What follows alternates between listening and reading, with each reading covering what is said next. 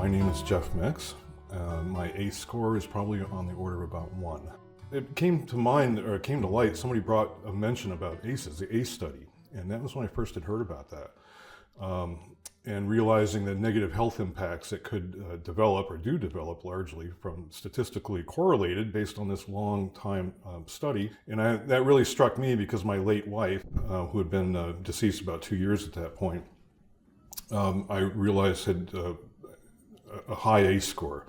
And it wasn't until I learned about the ACE study and the scale that one can review to determine one's ACE score, I figured after looking at that, she had about a 5, I think, on her ACE score. And she suddenly, unexpectedly, without any anticipation, dropped dead of a heart attack one day. So all of that was fresh in my mind and registering when I first heard about it. So it left an impact, and thought, wow, that seems to correlate.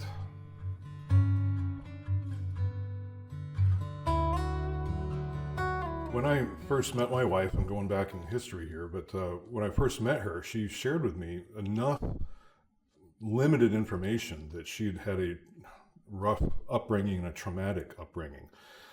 Things that I have to say no child should ever have to face or endure, and yet it was part of her story. I think she started to grow weary of trying to keep this all bottled up, and it was starting to weld at the surface, and it came out through marital strife. And so I would summarize all that by saying that we endured about 10 years of severe marital strife. In a tight relationship, such as a marriage, both parties really need to know more about the background of where each other are coming from. And in the case of ACEs, if that's not brought into the light and dealt with, it will deal with the marriage. It will deal with the relationship in a very negative, adverse way. That's something that we have learned, I've learned since, that all of this needs to come into the light and be dealt with, or it will deal with the relationship.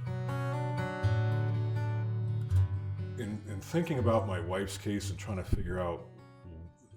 learn about why she acted the way she acted, very frustrating, no doubt about it, but it really gave me more empathy for her. It gave me more a willingness to try to understand where she was coming from, not how it was impacting me, but how she was hurting as a result.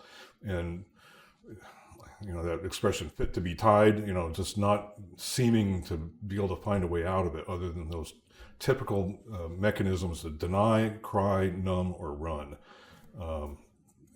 Those were manifested instead of healing. Healing was a thing that just seemed to be not being addressed appropriately.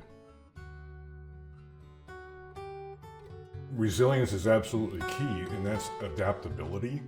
To adapt to a negative stimulus, and this is not a feather in my cap, but I've learned enough to realize that patience and perseverance, and not willing to settle necessarily for superficial band-aid approaches. I think one has to walk alongside somebody, and that's going to take time. It may be very messy, but that person is worth it. Everybody has intrinsic value, and that needs to be recognized and honored, and not just discarded and thrown aside, which means you're going to have to get messy in the process, and you're going to have to stick to it. And I think in the course of wanting to go deeper than skin deep, get down into the heart, I think solutions lie down at that level, and so we have to be willing to spend the effort to get there.